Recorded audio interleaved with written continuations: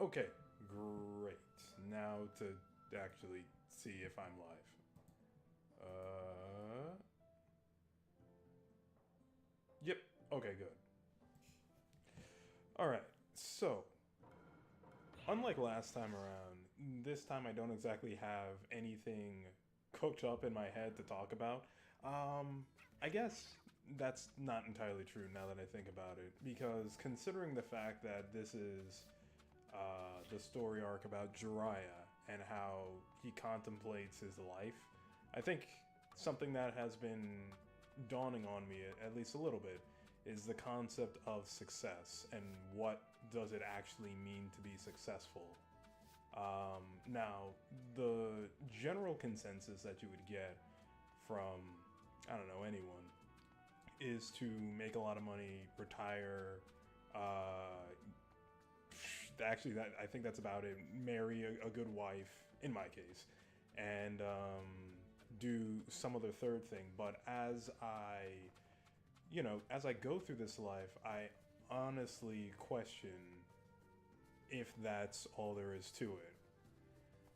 The reason I say this is because when I was younger, I used to, what's the word I used to, and I think a lot of kids do this nowadays too, used to, in a sense, idolize YouTube as that methodology of getting to wherever I wanted to be. And to make a long story short, I didn't realize, in a sense, how selfish and short-sighted that path was. It wasn't until I hit my 20s when my 20s, when I realized this ain't it. My life doesn't end on a platform, especially a platform that is continuously changing. And the changes are interesting. There are certainly words I can no longer say on this platform thanks to said changes. And not all of those changes are necessarily something that I inherently agree with. Okay, the audio is a bit low. Excuse me for a second. Let's see if that works. In that case, okay, I think that's a little bit better. But in that case too, let me amp myself up so that I don't blend in with the blend in with the background. Matter of fact, because I just thought about it, I'm just gonna lower it again. Anyways, no, but I I had a moment when I was a lot younger where I cried out to God and asked, "Is this all that there is?" And I remember that day way too clearly.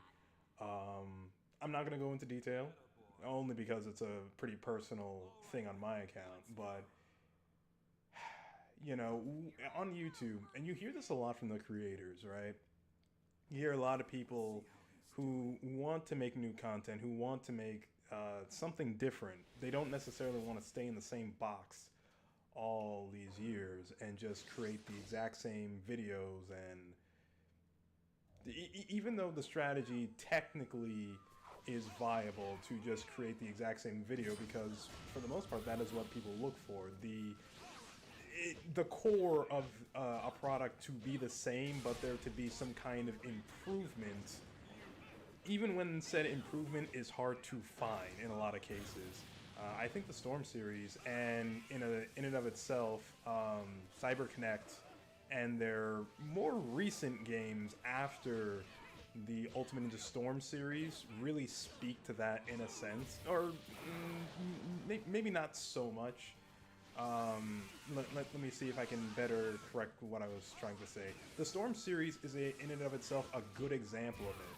However, from a company's perspective, to keep that going as long as possible is the general goal, right? To constantly have people coming back to you for essentially the same product but better. That way it takes potentially less resources, and you know, other things that might go into a particular product. However, in my case, as a creative, it was very stifling to continuously make the exact same thing time after time.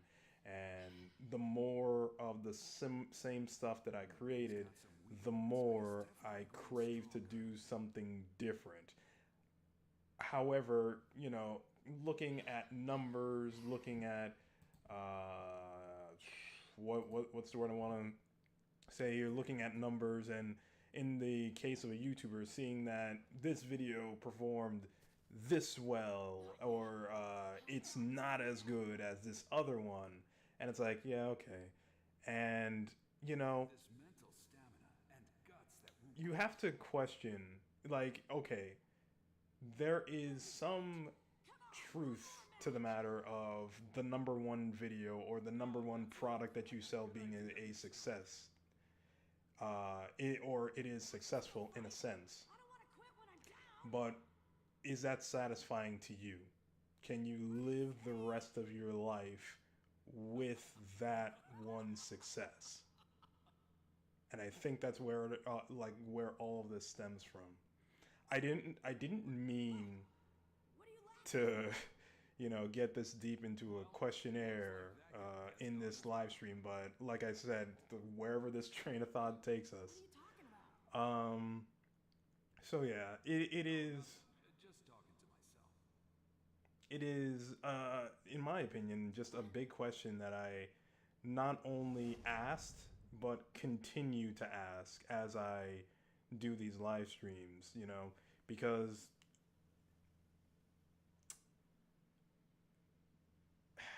okay, let me choose my next words carefully here. These live streams are a blessing. They're very fun to do, but in my on one hand,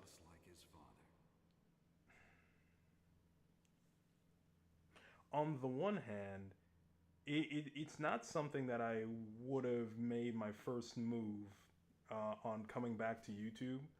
But on the other hand, I know for a fact that even though for all the good that it's doing, I know that this isn't where I stop.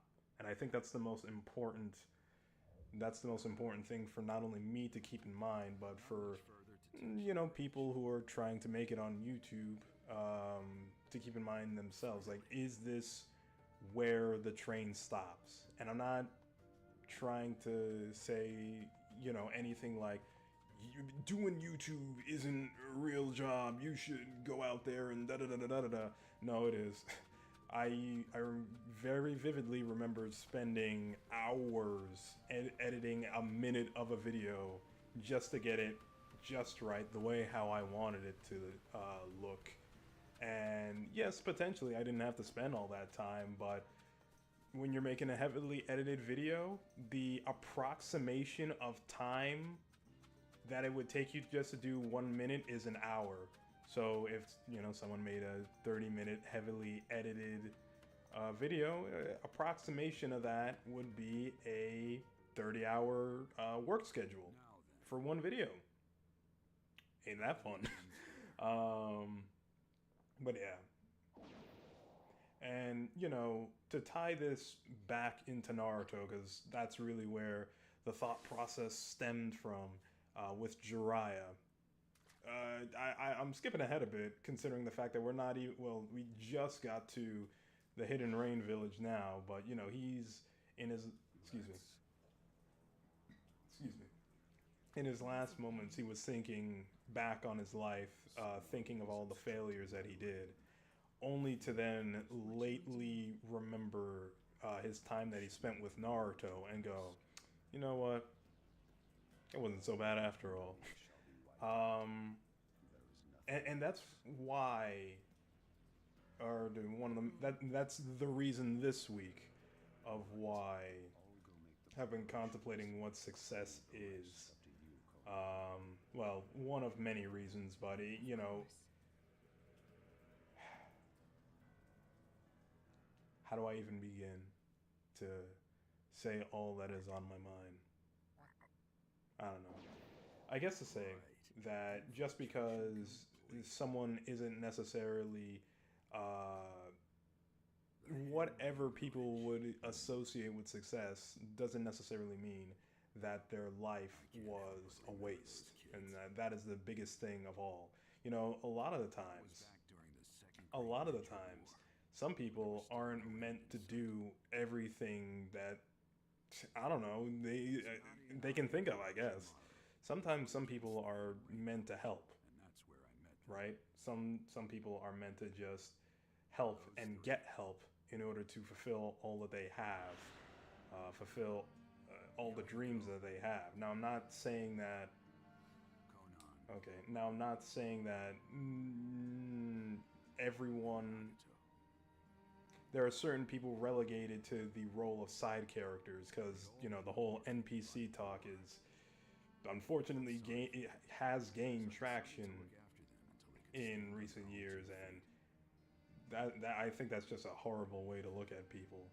Um, you know, as not important as basically a lifeless entity walking around the place, only existing to give the world a realistic feel. Truth be told, okay, I apologize for this being all over the place, but everyone out there in the world can accomplish their dreams. However, with that being said, what are your dreams? What do they entail? Is it, will you be satisfied by making $10 billion, or will you be satisfied by chasing that thing that you really enjoy? That's basically what I was thinking. Listen to that. This is no time to get lost in memories. I've got a job to do. If I go back empty-handed, Tsunade will never let me live it down. Nor those three. All right. Guess I'll start.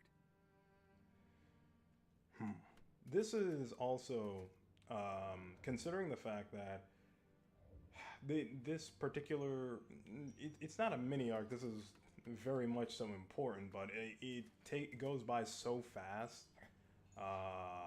This particular section of Jiraiya searching out pain, it goes by so fast that it felt like when I had read it recently, like it was almost a brand new situation. I was, in fact, shocked that I had the chapters to the manga. I didn't actually realize that this and Itachi versus Sasuke was legitimately happening at the exact same time.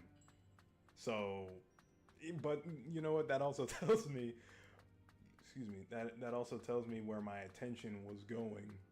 Excuse me again, when I first picked up those chapters, because yeah, but then again, I couldn't really blame my childhood self. That was literally an event that was built up almost 10 years in the making, right? It was 10 years? I don't know when Naruto first started making waves in Japan. All I can tell you is around 2002 is when it came over stateside. When did the rain stop? The end of the rain marks the beginning of our fight. That voice. It's time for God's punishment to descend on the unworthy. So, like, this is also something that I didn't realize until literally thinking about this arc in particular. It says so in the manga, but I don't know. When I was a kid, I just, like, skipped over some words just to get to the fight panels. But the concept of Nagato, Yahiko, and Konan are the quote-unquote god, the avatar, and the angel. And like it just never dawned on me until recently when I was thinking about this arc. And What does a villager I don't know. I have nothing more to say than that. You know, it's interesting. Does that mean that pain Excuse me. or not? Oops. Knowing that would be meaningless. Your life is just going to end here. Well, listen to you. We are no longer on your side. Our wishes and ideas aren't what they were before, Jiraiya-sensei. Jiraiya Sensei, huh? Why? Why did you stoop to working for the Akatsuki? I guess also because this just hit my mind too. You were particularly Um, kind-hearted. in thingamajig with what I was saying earlier about people who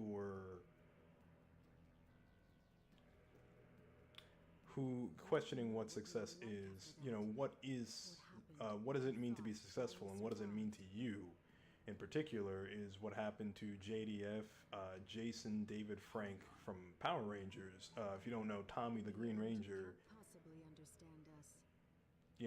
did some things to himself. And when I was a kid, I would have bet my bottom dollar that that would have been a man that made it, right? I will He destroy you.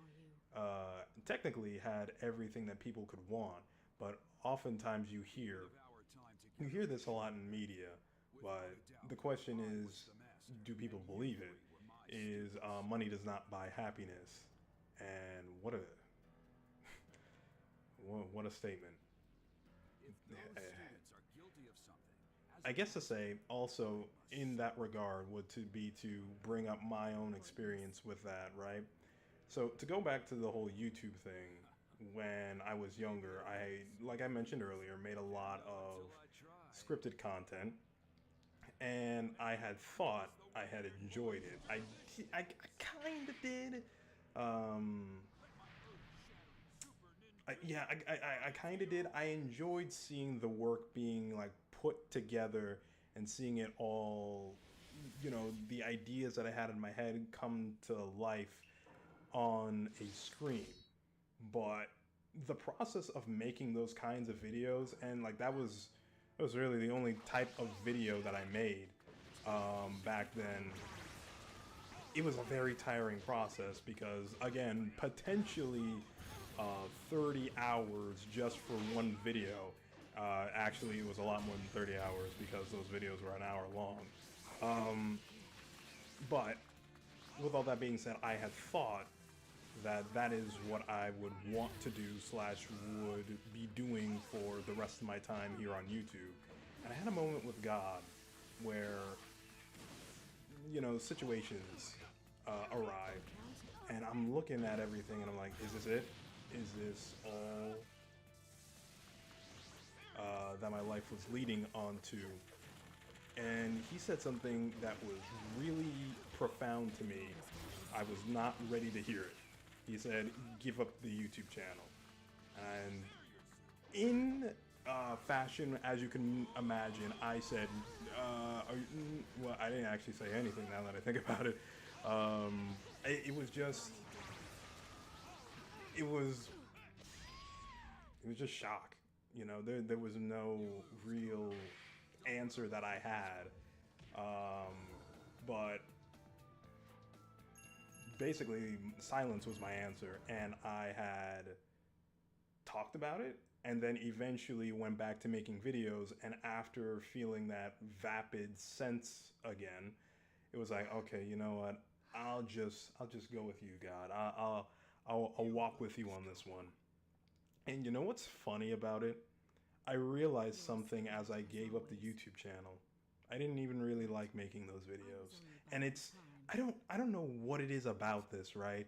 Like sometimes you just are in something, or not you, excuse me, but sometimes a person is just in something, or at least I was in something, and I think to myself, this is the best. And then God comes into your life and tells you, "Are you sure about that?" And he can give you a whole new perspective on something that you were doing, or a person was doing, excuse me, that enlightens them to the greater, the greater truth behind the matter. Like I said, I really enjoyed seeing the things that I created come to life. That was a huge thing for me. I used to spend but I can't just stay here. all I feel like if I were to isolate the minutes of the time that I had just Makes waste. spent rewinding and rewatching some of my more accomplished, for lack of a better term, video editing stuff, it would probably be like an hour per 30 minute. No, not 30 minute. An hour per 30-second edit, because like some of the things were like I have no idea how to do this, and then when it all came together, I was so happy. I couldn't even find the words for it. But like I said, that I enjoyed seeing what I created come to life. The process behind it was something that I slowly started to dislike, because as I continued doing it, I really didn't want to be wrong. That's the long and short of it. And so I spent a lot of time researching things that I genuinely did not care about. Making painstaking efforts to make sure that my word choices were as correct as they could be. And that sucked a lot of the joy out of it. And so now that I'm in where God wants me to be, and I don't have to be as technically correct, for lack of a better term, I have rediscovered the joy of creating things. And that is really the heart of where I'm going with this, right? Is just asking, what is your what is success to you? Because success looks different to everyone out there. You know, maybe your success is making millions of dollars, marrying the right person. That one is most human beings. But just like, just sit down and think for a minute, because if you follow with what's going on in the world, it's not going to be pretty. Um, but like, what? Okay, here we go. Thank you, God. This is what I'm trying to say. What can you do that makes you happy, and that you can also make money off of? I suppose. Like, what is that thing? Everyone has it. Everyone has it with something. It's cooking. It's sewing. It's writing. It's this and that. What's so interesting? There are so many small things that can make a person $1 million, right? And it's not even something that anyone has to be particularly skilled at in order to do. It's just got to be that thing, that small thing that you like. Ain't that interesting? There are people out there who own clothing stores, and they like sewing. They like sewing, and they have their own store. They have, I don't know how much money they make. I don't know how much the average seamstress or whatever a male version, a seamster, I guess, makes. But that's so much potential is what I'm trying to say. So much potential that remains untapped. And I think so. Here's something interesting. Here's something very interesting. This is something that I ended up learning when going back to Dragon Ball Fighters recently. Is that even though you have something that is potentially good, right? Like, okay, so in the case of Dragon Ball Fighters, we have what is known as shells. These are pre-established teams that are proven to work, right? So what's an example of a shell that works? There is the popular Vegito 17 shell. This is a defensive shell that works. Many people have claimed tournament victories, have won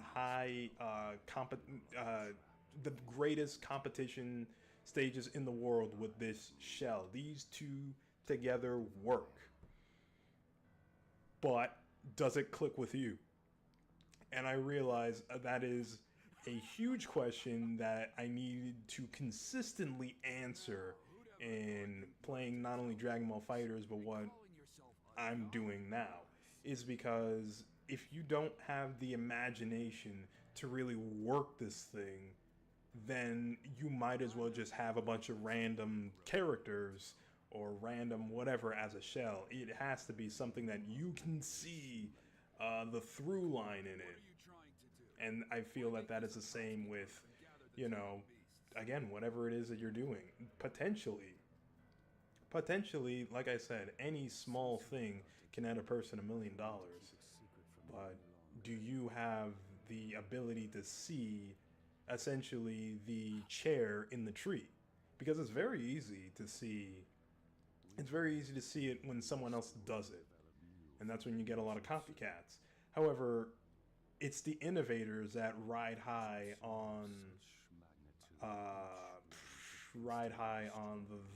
the wave, for lack of a better term. If you want an example of that, you can look at the Nintendo Switch, a console which is portable, or portable console. I don't know why I didn't just say it like that before, but when Nintendo came out with this thing made waves. People are now going out of their way to attempt to copy this and bring other games on different platforms in a similar package to the Nintendo Switch. However, Nintendo has the advantage of having the name and the initiative, for lack of a better term, that has rocketed the Switch into its current place. Now, excuse me. Now, of course, there could be in a completely different discussion on the Switch 2, but that's not what we're here to discuss right now. We're discussing like the innovators and the things of that nature. I mean, I could talk about the Switch 2. What could I even say? I don't have one. Well, I don't have one yet. Take any joke that far, and it's not funny. I don't know. It's probably best for me to just not say anything regarding the Switch 2 for the time being. By the way, there's a video game in the background. As a god, I will give pain to the world. That is all. Enough. You three were my students, and I believed you'd grow up right.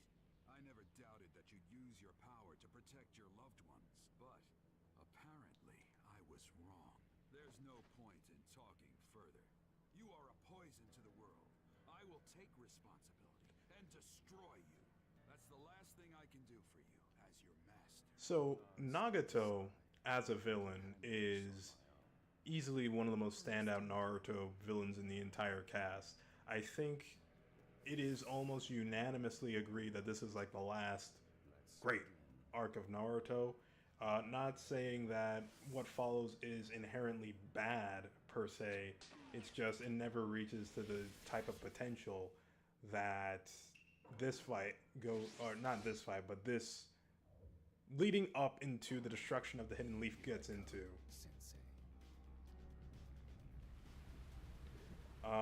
With that being said, I don't actually have terribly much to say about Nagato.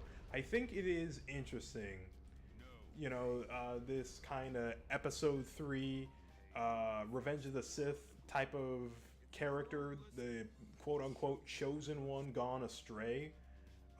Mostly because we don't necessarily see characters like this in media. But even then, he's really not the chosen one, it's Naruto.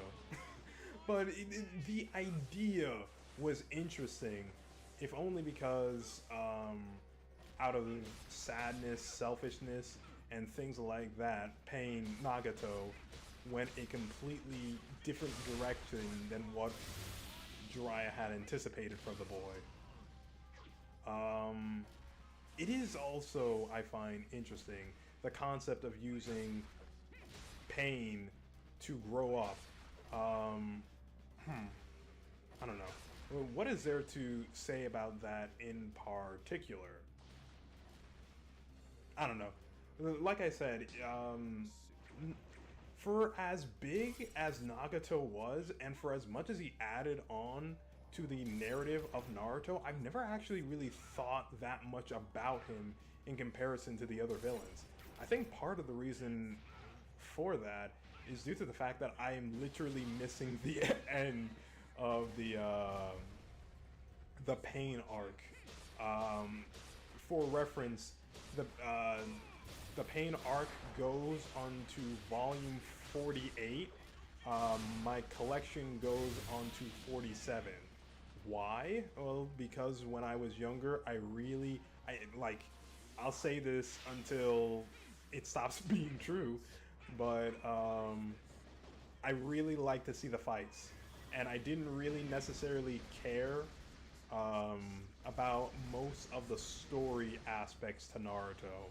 And, I'm actually very blessed by the fact that uh, when I was a kid, and, if there wasn't necessarily an arc that I wanted to see the fights in, I would just collect Naruto anyways.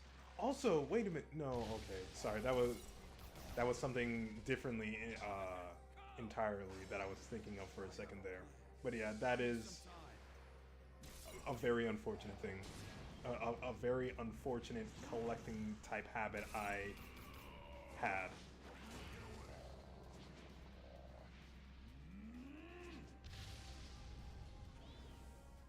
Is it over? Not bad. Summoning. Another summoning. But I'm going to win this fight. Gamake, go back. Yes, sir. Ah, I almost botched that up. Thank God there isn't a fail state for if you mess up one QTE. He's gone. You're slow. Excuse me. What's this? Long time no see, Jiraiya boy. Yeah, boss, ma'am. Please lend me your strength. So here's an interesting concept in Sage Mode. Again, because of how I went about collecting Naruto, I don't exactly have all the context for this. Oh, I'm sorry. Uh, I had only just now realized where those what's the word I'm looking for? Where those battles, I don't even know what to call them, free roam battles from Storm 3 came from. Like, it literally snapped back into my head at this very moment. But yeah, the concept of Sage Mode is actually pretty interesting. Due to the fact that it is a technique. Uh, you know what? Let me not talk about Sage Mode like I'm suddenly an expert when the one book that probably explains it is not in my possession. But I do think it's very interesting, the fact that Sage Mode is basically this thing that is operated by serenity, right? Like, you have to be still and concentrated in order for you to utilize it, which I think is an awesome contrast with how most power-ups in shonen manga work. At least most power-ups at the time, because I have no idea what it's like now. Maybe Naruto made such a big impact on the scene that now something like this is the new norm, right? But for all the shouting matches and stuff like that that anime is known for, getting something that basically requires the characters to be subdued and calm is super interesting, and also makes sense why you can't use it all the time. Even though, like, this is probably my favorite Naruto power-up, it's like, yep, I can totally understand why you cannot just pull it out whenever you want. Ma, Genjutsu.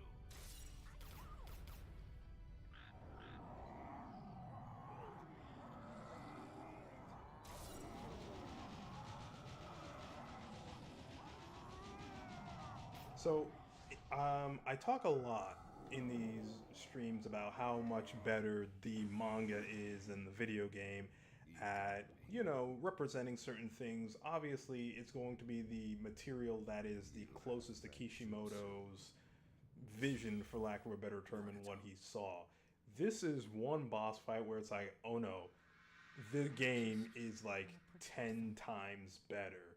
If only for the fact that this particular part of Pain, the animal path, which you know, is in the genjutsu right now, you get a proper Farewell. send off, for lack of a better term, of this character, whereas in the manga, Jiraiya had dealt with him off screen again because Sasuke and Itachi is simultaneously happening.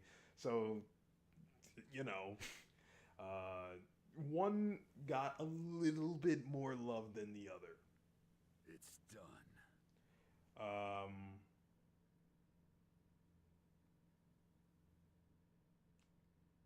But in any case, out of all the boss fights in the game, this is truly one of the best ones. That's the Rinnegan for you. Tough, huh? Sorry to summon you all the way out here. Make sure you rest up later. I'll go back to the Hidden Leaf Village too, and You told me not to let my guard down, didn't you, Sensei? what?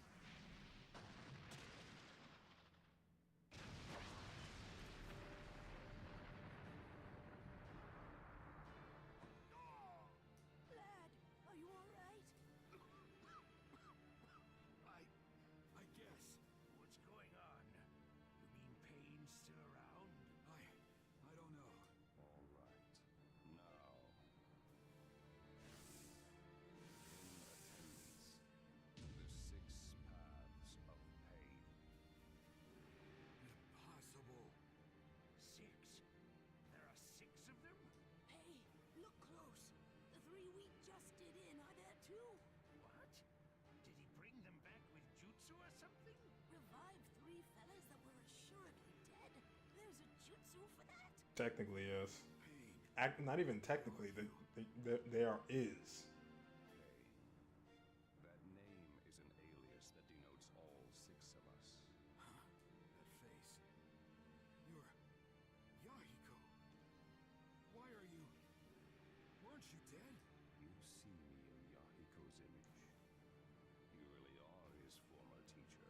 What an odd way Why do you possess to the Rinnegan? word that. Maybe it makes more sense if they were talking Japanese. Another former student is also among them, except he didn't used to have those pupils. What? It's been a long time. You sure you're not remembering wrong? No, Nagato definitely possessed the Rinnegan.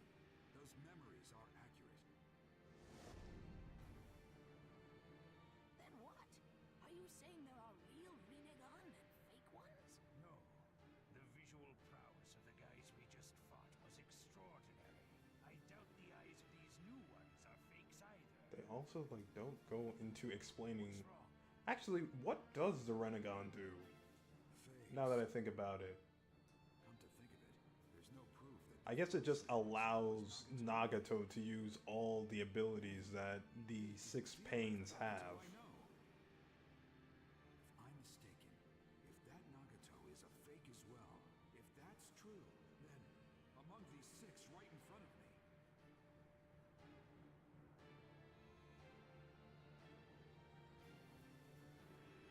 Hey, what's wrong? The real one isn't here. Jiraiya boy? What are you muttering about? It's a bit late for strategizing. No matter what strategy you implement, the end result won't change. Faced with us, no tactic will work. The only thing left for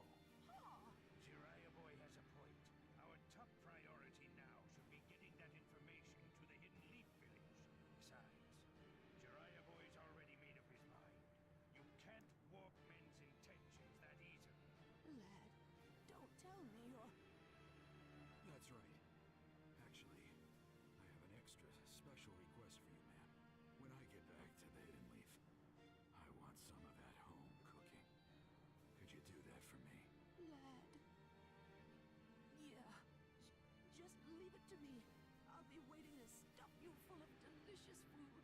Thanks. Now I can really fight with everything I've got. Jiraiya boy. All right. Go on. Get going. So, Hurry up and follow. as I'm watching this cutscene, I'm reminded, because I like legit forgot what it was.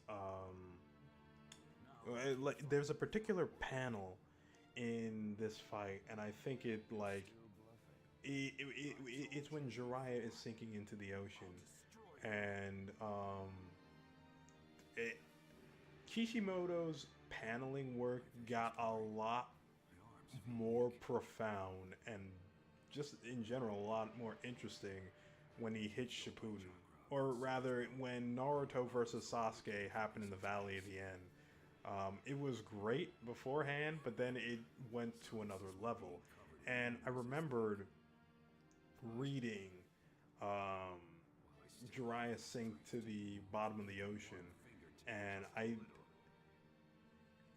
don't remember what the panel was, but it was like completely white, and it said like my life wasn't all that bad or something like that, and it's like dang, like man, this is writing, dude. Which is, you know, I think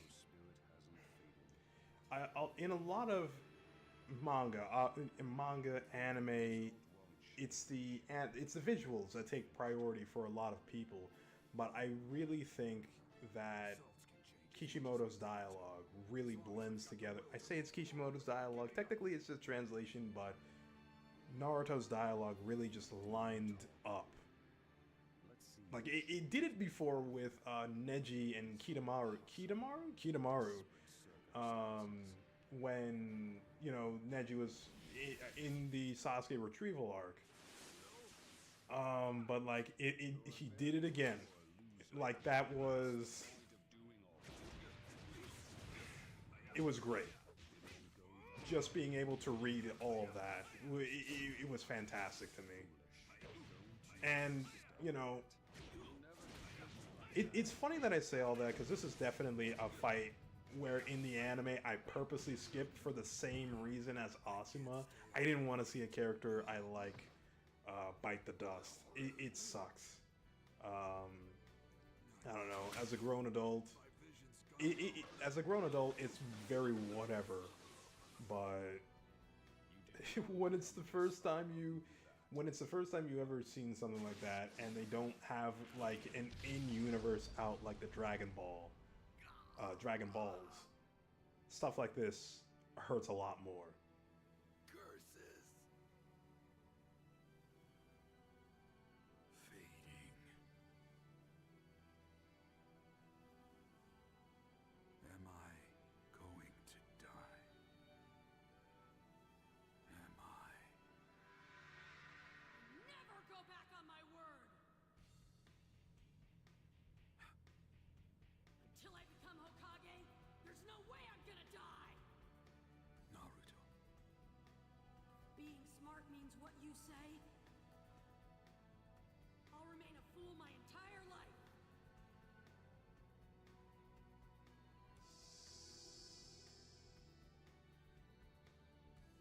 That's right. Naruto. You never gave up, no matter what. In that case...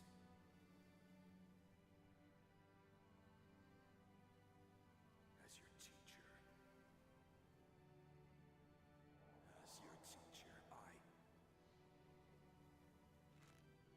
I must not give up.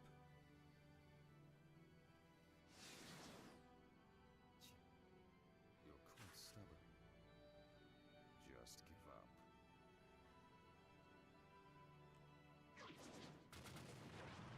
Give up? Never make me. So, I haven't been talking this entire time because I just wanted to re-experience this moment. Is it just me, or is the music different from what it used to be in Storm 2? Like, I don't remember this song playing here. Sorry, the original PS3 and 360 releases of this game. I don't know, it just sounds different to me.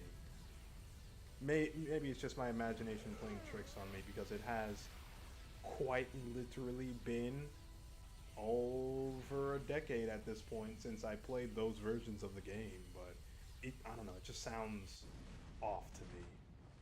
With that being said, one of the best boss fights in the game, easily. Actually, that does make me, because now I've been thinking about it since this is one of the best boss fights. I've never actually put thought into what is. Actually, I know it's the best boss fight in the game. It's the last one we have to go through. But I never really, gave it some thought as to what boss fights would be the best. The tale of Jiraiya the Gallant finally comes to a close.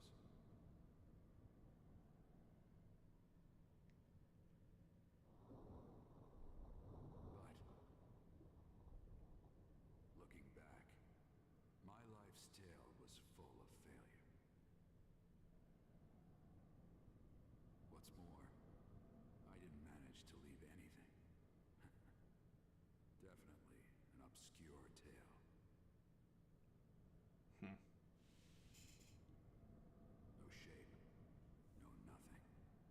Just a...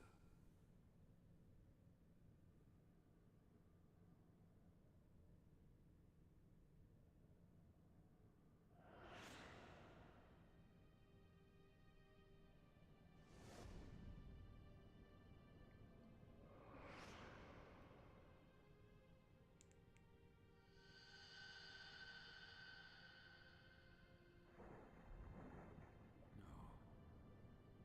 It may not have been all failure after all. There's someone who will take over my will for me.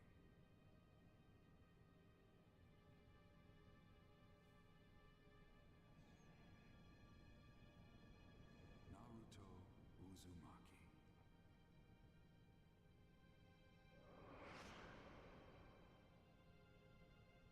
I'm glad I got to meet you, walk with you, laugh with you, be with you.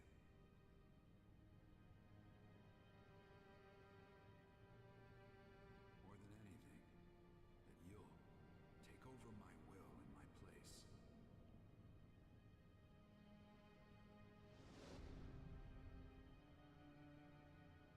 I'm so glad.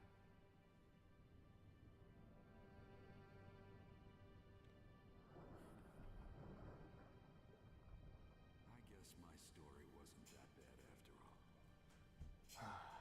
That I don't know. I don't know, man. Something about that gets me every time, Just barely glorious, but but still glorious. indeed. It's I don't know. I guess also something else that has been This tale dawning on my just mind ain't is over. perspective, right? The perspective. It's about There's time always I the glass half empty and the glass half full, right? But depending on what type of eyes you look at What a should I particular name glass this sequel? will Yeah, denotate. Is that the let's word I'm see. looking for? Denotate, how it ends up being received. The tale of Naruto It doesn't Uzumaki. necessarily matter, is what I'm trying to say, if it's just Yes, barely that glorious. has a nice ring to Because it. if it's glorious, it's glorious. Why be picky about what type, what type of glory? I mean, no, actually, I don't even. Is there even a negative connotation to glory? No, I can't think of one. Where my phone is buried. No, there can't be a negative connotation to glory. How long has it been since I've had to fight? I'm still gonna look it up, but We must extort. oops. Sorry, It's Pain. over. Right. So, but yeah, like What will you do now? what I'm trying to say is like, why be picky? accept the glory that you have, is what I'm trying to say. Because I don't know. Like I said, it's a whole thing about perspective, and that's another thing that has been on my mind as of late. Yeah, sure, you can look at the situation. You can look. You can look at a bad situation, and yeah, sure it's not good, but you know what? Can't get possibly lower than this. So, or not this, but whatever it is, it's only up from here, right?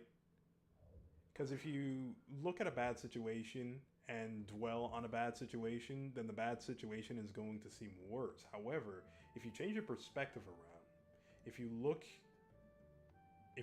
at it with, a glass half full type of mentality, it will turn around. It may take its time, but it will turn around. And that's a thing, because for every day every bad day a person has, the sun rises tomorrow. And that's like, dude, that was something that for the longest period of time I was thinking about, right? Situations, they happen. I'm not going to get into the details, but every time something happened, I was like, you know what? Sun's still gonna rise up tomorrow. No matter what today has brought, tomorrow is a brand new day. Yeah, that doesn't necessarily fix everything, but you know what? Yeah. There was something I was told a long time ago about not applying permanent solutions to temporary problems. Excuse me. Most of the stuff that people will face on the earth is a temporary problem, no matter what way you want to slice it. Whether it be money, housing, some other third thing that you can think of. Most of it will pass in due time. It's just that a lot of people are focused on the now instead of the well then. And of course, yeah, you can see now. Now is technically happening. But what a lot of people can't see is what people can't see is oftentimes more stronger than what is being seen. How do I know this? Well, first and foremost, I talked about this in the last live stream about optical illusions and how, an anime or a TV show is technically, it's just tricking the eye. It's not actual movement, hence the term animation. It's the illusion of movement. And we have things like shadow puppets and things like that. And there's I don't know. I couldn't even begin to go into all the optical type of illusions that we see that we think is real, but in truth isn't. Again, this is something that will at some point increase with AI. There is stuff that you could swear. Oh snap! I gotta remember this. I know. Black glasses in this password. Okay, so I'm gonna chill here for a second. But there are all types of thingamajigs that, because of AI, you could swear you heard stuff happening or seen stuff happening, and it's just not real. A while ago, and by a while I mean like 2 years ago, I heard the former presidents all play a game of Yu-Gi-Oh! Like, I heard it, but it wasn't real. And never forget the Biden blast. Oh boy. But so that was an example of the things that aren't seen aren't strong. But what is an example of the things that are? Let me start again. That was an example of the things that are seen aren't as strong. But then an example of the things that aren't seen are strong is gravity. Think about it. The law of gravity exists, and nobody can violate it, no matter how hard they try. You can find ways around it. No. You can apply a different law that takes over while gravity is still in effect. Nobody can nullify that law, but a different law has taken over in order for a person to get in an airplane and fly, right? And those are two laws that are going about being affecting everyone. Everyone who's on a plane, everyone who's on the dirt, ground, everyone is affected by it. So there you go. Thank you for coming to my TED Talk. Answer him, grains of the desert gathered in the wind, a desert rose. Okay. Let me just finish this, and I'll get back to talking.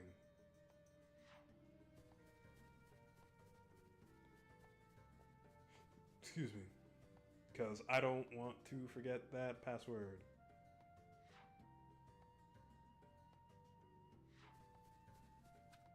You know, why... Okay, so here's a bit of game design questioning. Why even put all these sand ninja here if you're gonna just have the arrow point me to where I gotta go?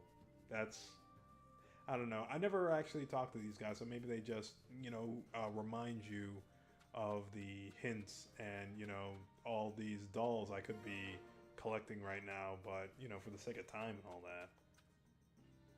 Oh, hey, but this is the ninja guy. Okay.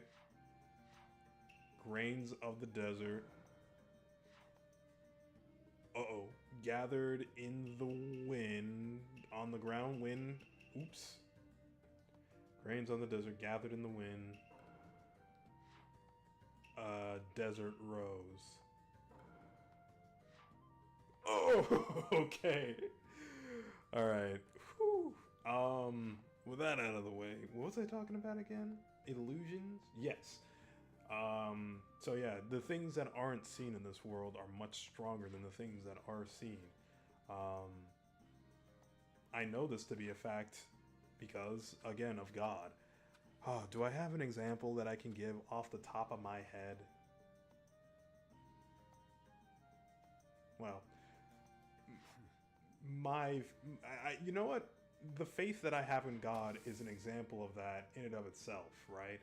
Because even in this moment, if I don't have something that can immediately prove God, it is stronger than my faith in, I don't know, in anything else, I guess.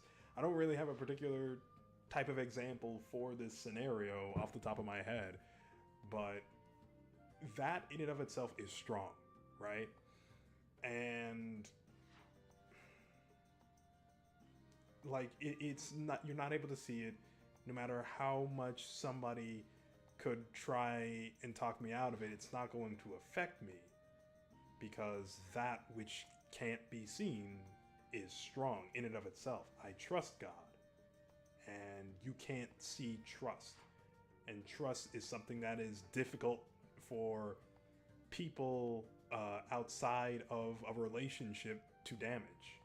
Nevertheless, it is there, and it's something that is very strong.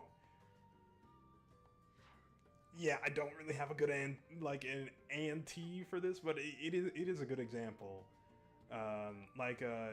You know, I don't have anything to say about the physical side. It's kind of just, you know, there, I guess.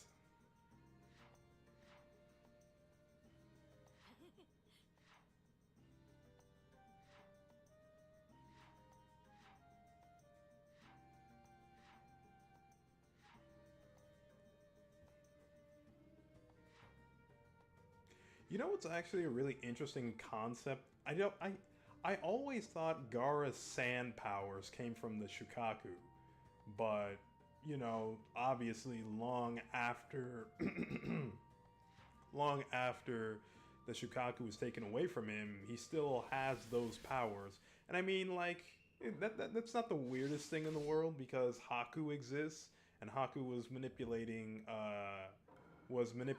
ice. So like this is like a lateral move, I guess, in a sense, from ice to sand. But I don't know. I always that made sense in my head as a kid. But then again, you know what? A lot of other things made sense in my head as a kid. I think it is partially done in order that Gaara is not just immediately invalidated, and he keeps a unique fighting style throughout Naruto, which allows him to still be a useful character if Kishimoto should need him to be a useful character, right?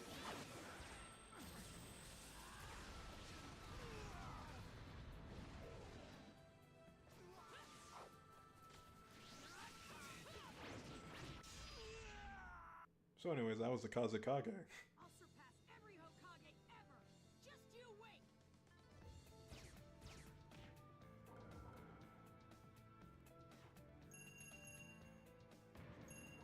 I talked about this before, but the intricacies of Storm 2 and, you know, the Storm series' combat and how decision making is made never ceases to fascinate me.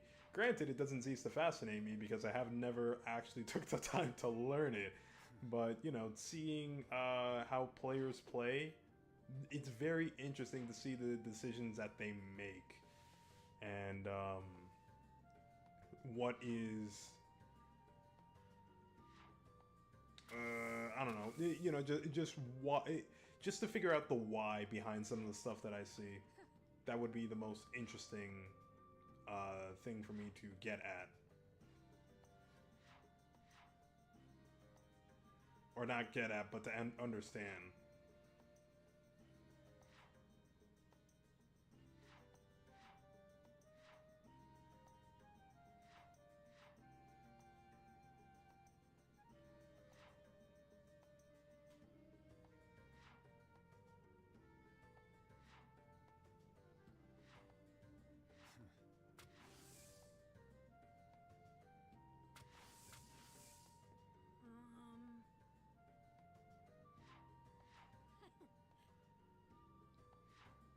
I wonder why this in particular was added into the game, right? I don't know. Maybe I don't know. I couldn't even begin to think about it. And I say add. I don't know if this is an actual adaptation because Volume 44 I don't have for whatever reason. You know, I look back at Volume 43 and I see the advertisement for Sasuke versus Killer B at the end of it, and I'm like, why on earth? Why on earth did I not pick up Volume 44? I know the answer. The answer is because that cover art looked lame, and I was like, whatever. And then Volume 45 had Naruto and like the various paths of pain looking at him, and I'm like, oh man, that looks intense. And yeah, you know, I've been waiting for you, Naruto. Children are very easy to figure out. You never come out to It's me just like this. very unfortunate that I didn't figure out I was easy to figure out when I was a kid. What is it? Or rather, it's very unfortunate that I didn't figure out that I would actually... No, because I was really into Naruto lore when I was a kid. Like, I mentioned at some point that thing with, like, you know, figuring out the Uchiha don't live in the Leaf Village. Like, that was only something that someone could get by constantly reading Naruto. And for whatever reason, I'm like, nah, I don't want all the books. I'll just take 75% of it. I don't know, man. Like I said, children are easy to understand. It's just unfortunate that I didn't realize that I was easy to understand when I was a child, too. What do I mean by that? I'm trying to figure out. Well, no, I can just tell you, it's just unfortunate that I didn't, you know, get some missing pieces. And like, really, like, it wasn't even that big a deal. I was reading it all in order. Why did I do that? Huh? Everybody's here. What's going on? And, who's that? Who's the geezer frog? Watch your mouth. This honorable personage is one of the two great sages of Mount Myoboku, Lord Fukasaku. He's the venerable master who taught Lord Jiraiya sage jutsu. Huh? Pervy Sage's teacher? Pervy Sage, huh? What a fitting nickname for Jiraiya boy. So what's the frog geezer doing here? I'm not sure where to begin. But, I suppose the most important thing is... Huh? Jiraiya boy has fallen in battle. What? What are you talking about? He was fighting the leader of the Akatsuki. One attack caught him off guard, and he was gravely injured. Jiraiya boy was covered in wounds, but he entrusted his information on pain to me, and faced the Akatsuki alone. He's left the rest up to you. No, that's gotta be a lie. It's the truth. But Pervy Sage, he never... It's the truth. Accept it. Huh? Naruto. You let him go? Grandma? That's right. Why'd you let him take that risk? You know Pervy Sage better than anyone. How could you send him to such a dangerous place alone? Stop it, Naruto. You of all people ought to know how the Hokage is feeling now. Naruto, where are you going? Pervy Sage had been 5th Hokage. He wouldn't have let Grandma Tsunade take such risks.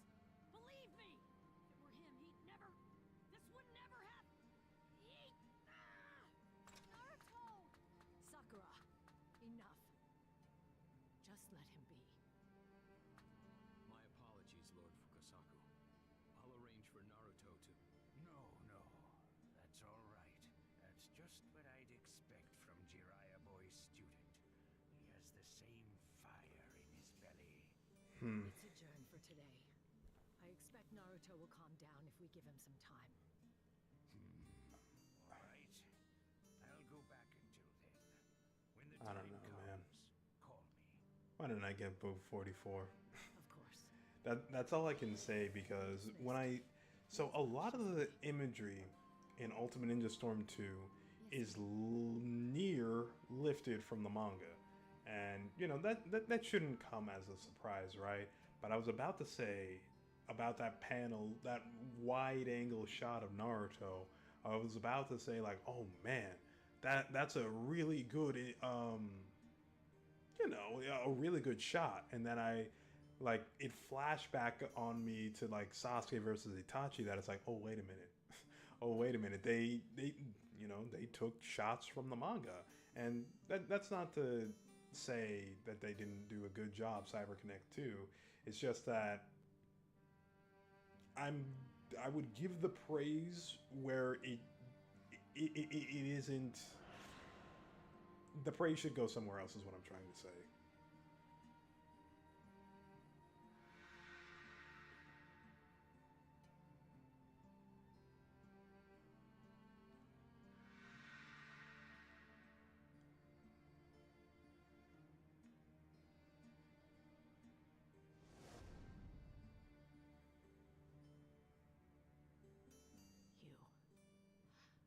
You fool.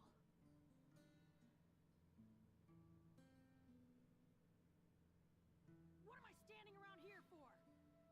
I'm out of here! Oh man. Remember when this used to be a thing in video games? Forced walking sections? And I just noticed the birdhouse is gone. Huh.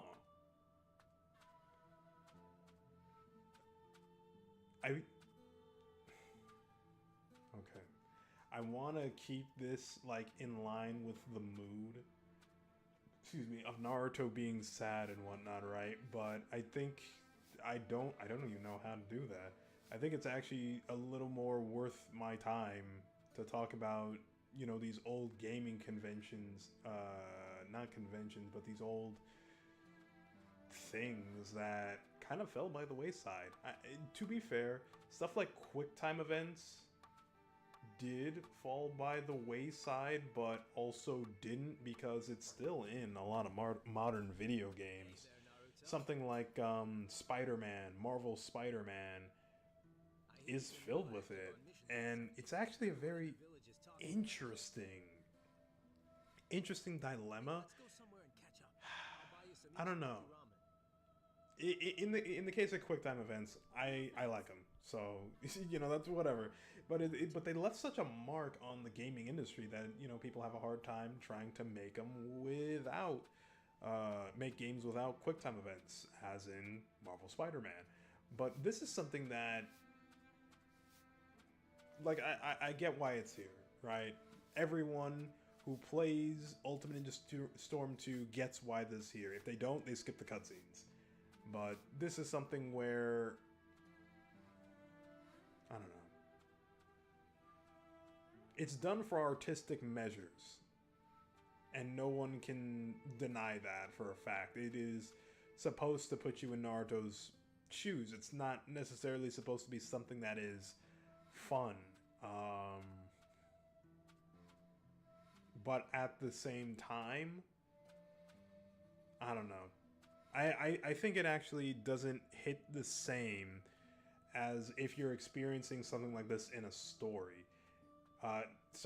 In its proper medium where it's supposed to be. If anything, and maybe this is just me saying this because I know Storm 2 like the back of my hand now, but it definitely feels more, for lack of a better term, clunky. I don't really want to use the word clunky because this isn't 100% intentional, but it doesn't give off the same kind of resonance that seeing Naruto broken up, you know, crying and so on and so forth because of Jiraiya's demise. We can't help it, Sensei. I can say demise on YouTube, right? I don't know. Honestly.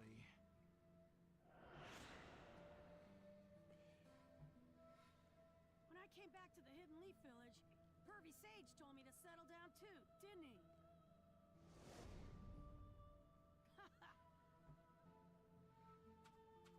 Also, like, for this part in particular, I'm not sure if everyone's giving, like, the intended voice inflections that they're supposed to, because Naruto sounds a little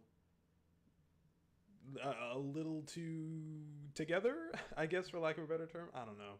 Maybe if I switch to Japanese, then it's like, oh yeah, there you go. But I don't know. Like, for this part in particular, everyone didn't sound like they should have. Or at least how I imagine they should have. My controller was about to hit the floor.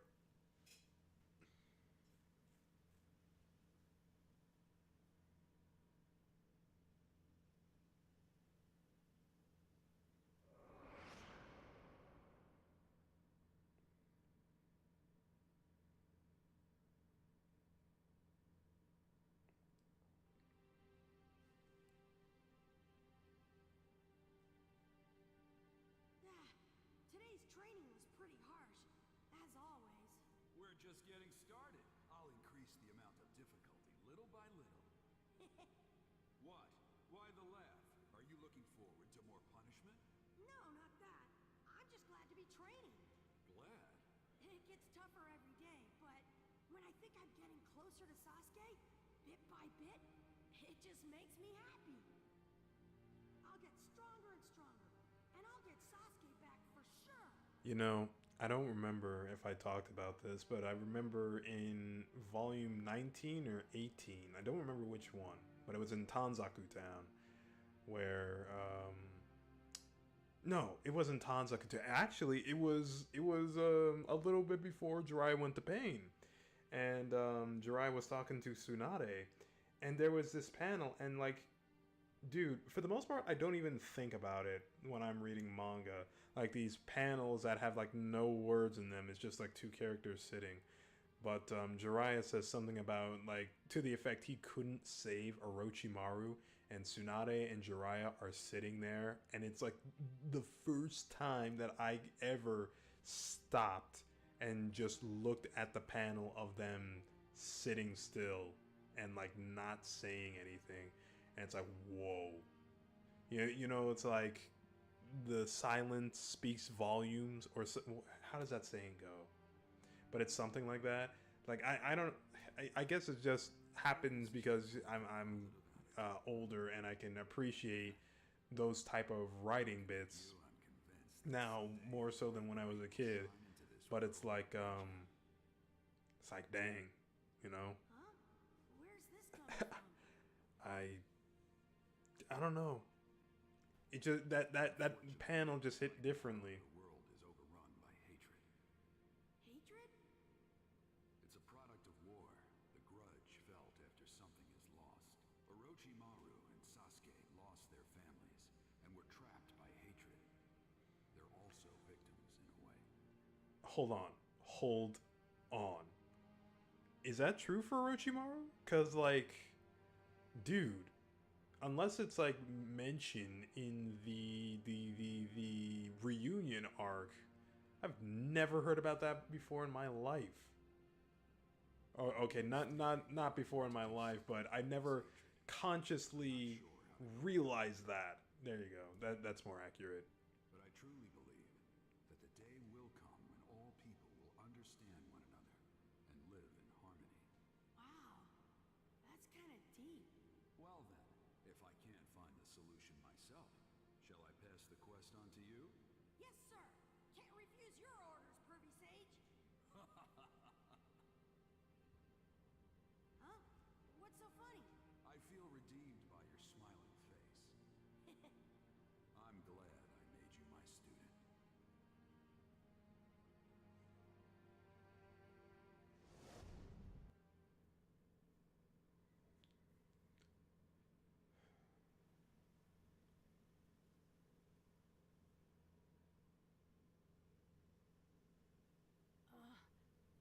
Huh?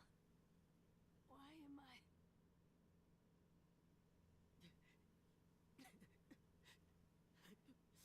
Pervy Sage?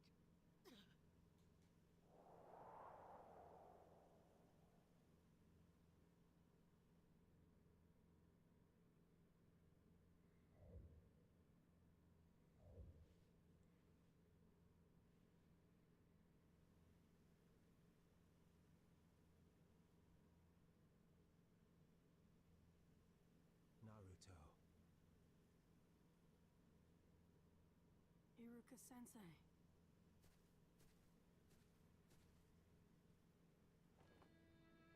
I heard about Lord Jiraiya. I wanted him to keep watching over me. Wanted him to see me become Hokage. But I only ended up showing Pervy Sage the worst, most uncool side of me. Lord Jiraiya only ever had praise for you. He was always boasting about you, saying you were like his own grandchild. Pervy Sage? He had faith that you were the one who would inherit his will, that you would become a wonderful Hokage one day. So... But... Hmm?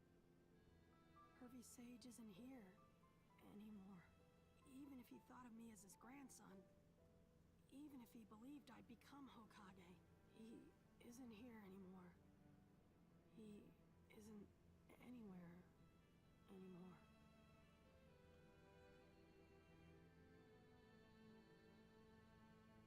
He is. Huh? He's inside you, in your heart, and he'll always be watching over you. Inside me? It's true that Lord Jiraiya has left us, but the will you've inherited from him is still alive. The will? In all that time you spent walking with Jiraiya, what did you receive? It was a countless amount of ideas, a will. That's what you inherited. That. Lord Jiraiya's will is alive. It's firmly alive inside of you. Close your eyes. You should find Lord Jiraiya within you.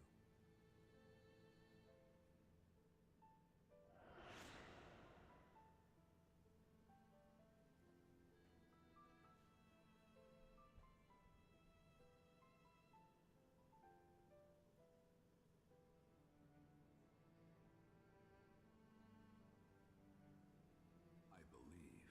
For example, even if the same thing happens to you, I believe you'll keep going with your head up. This is something that I feel is a bit more interesting, and it's only something that I've recently been thinking about, considering the fact that I went back to read Naruto.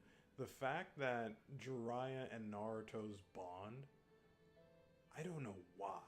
Actually, I do know why. The anime, they spend a lot more time traveling together, and so because of that, I actually think that the filler episodes make this hit a lot harder, ironically enough. What did And Jiraiya say? Did he tell you to hesitate here and stay depressed? I don't know. Look, this works as a story beat. This works no matter what. But I think the reason why this hit me so hard when I was a kid is because that time it was almost 10 years of Jiraiya, roughly, Said he believed and then suddenly he's gone. that I keep going with my head up, that I rush down the path I believed in. He said he'd always believe in me. Did he? It's not like me to be depressed. He told me I could become Hokage. He said I was like his grandchild. If I stay depressed, Hervey Sage is gonna get mad at me. It really I guess in that note, something else that I would like to see more of is actually Naruto's interactions with Iruka, because I won't after just stand around anymore. I'm through hesitating. after the Chunin exams, no, well, he kind of I'm gonna be interacts myself. with him in Shippuden, vaguely, I'm gonna but like take that's Hervey Sage that's the point. Is that charge down my own Iruka ninja is supposed to be his father figure, and they don't really Hervey Sage's student to the very end. come together all that much. I mean, I guess the implication is that after every mission, Naruto grabs a bowl of ramen with Iruka and talks with him about it, which is, what Storm 2 just tried to do before Naruto was like too in his own head to say anything. Thanks, Iruka Sensei. But I don't know.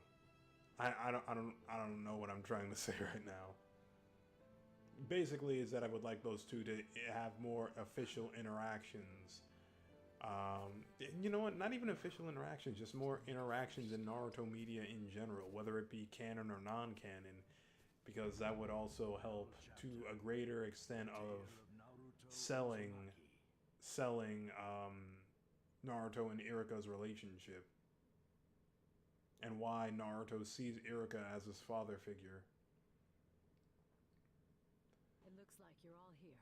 Naruto, are you okay now? Yeah. He does look better. All right. Lord Fukusaku, please tell us what you know about pain. Of course. This is the information on pain that Jiraiya boy left for us. Rinnegan, huh? That's more worrisome than I anticipated. And there are 6. Was there anything you yourself felt, Lord Fukusaku? At this point, we want all the information we can get. Nothing in particular, but... Wait. No, come to think of it, Jiraiya boy mumbled something. Hey, what's wrong? The real one isn't here. Jiraiya boy? The real one isn't here? What's that supposed to mean? I don't know. I've no idea why he said it. There isn't much we can do with so little to go on.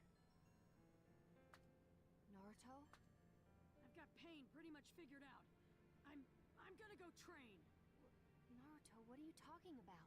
Doesn't matter what kind of awesome abilities he has. All I have to do is grow stronger than he is. I'm gonna go train. I'll get that strength and avenge the Pervy Sage's death. I can't just sit around doing nothing. Pushing yourself is good, but you can train all you like. You still won't stand a chance against pain. What was that? So, come along with me. I'll train you in Sage Jutsu, Mount Myoboku. Mount Myoboku? If I train there, I'll be able to beat pain? That I couldn't say. your chances will be better than they are now. Ha! Then there's nothing to think about. There's a path to beating pain.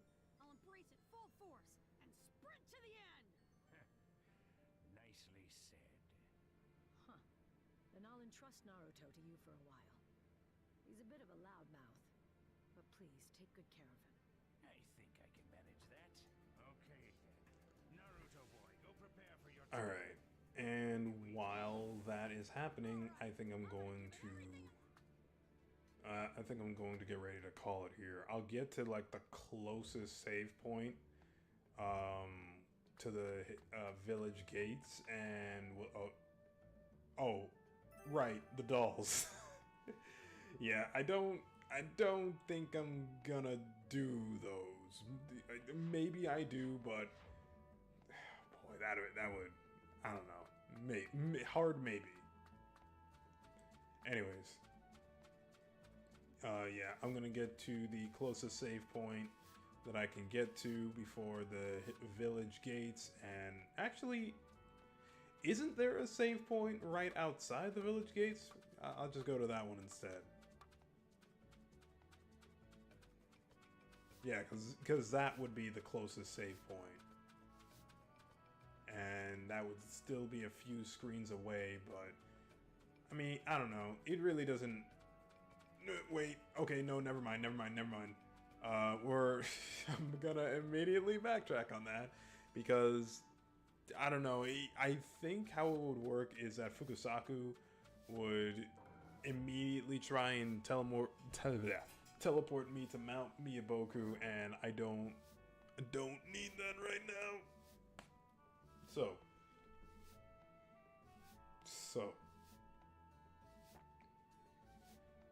if you are new around here, how things work is that at the end of every session, I invite people to come and get saved and come to Jesus. This is something that is purely voluntary. You do not have to do it if you don't want to. However, it is important for every person to do so. Why is it important? Well, it's just the fact that humans, in our own righteousness, are nothing more than dirty rags before God. A lot of people would want to say that they're a good person. However, they don't have a spotless record. At some point, at some time, someone has said, did, or heck, even thought of someone or something in a terrible way, and it has all brought us, well, to be quite honest, it's not even the factoid of a person doing something. It is the lineage of sin that has been from Adam onto whoever may be watching this. So the reason why we come to Jesus is not only to get all the stuff that we did cleansed, but all the stuff that was in our bloodline cleansed from Adam, the first man. So, and while I'm at it, might as well just cover it now. No amount of good deeds you can do will ever make up for it. It is so strong, it is carried into generation to generation, regardless of how good a person is. And that's why it is imperative that people come to Jesus to get saved. So, with all that being said, how does a person get saved? I'm glad I asked. So it says here in Romans 10, verse 9, that if thou shalt confess with thy mouth the Lord Jesus, and shalt believe in thine heart that God hath raised him from the dead, thou shalt be saved. For with the heart man believeth unto righteousness, and with the mouth confession is made unto salvation. For the scripture saith, whosoever believeth on him shall not be ashamed. So, in layman's terms, what that means is if you confess Jesus is Lord with your mouth, if you believe that God hath raised him from the dead on the third day, then you shall be saved. It is not it is an obligation for you to make an oral statement. There is no way you're getting past that. Even if you agree mentally with the fact that, you know, Jesus is your Lord and Savior, there is a physical aspect behind it. Why is there a physical aspect behind it? Because there was a physical aspect of Jesus taking your sins. He went to a cross and was nailed there, and became sin for all of man. So, because he was required to do something physical, you are required to do something physical. Thankfully, on your part, it's a lot easier for you. With that being said, thank you all for coming by, and thank you for watching. I will see you all next time. Until then.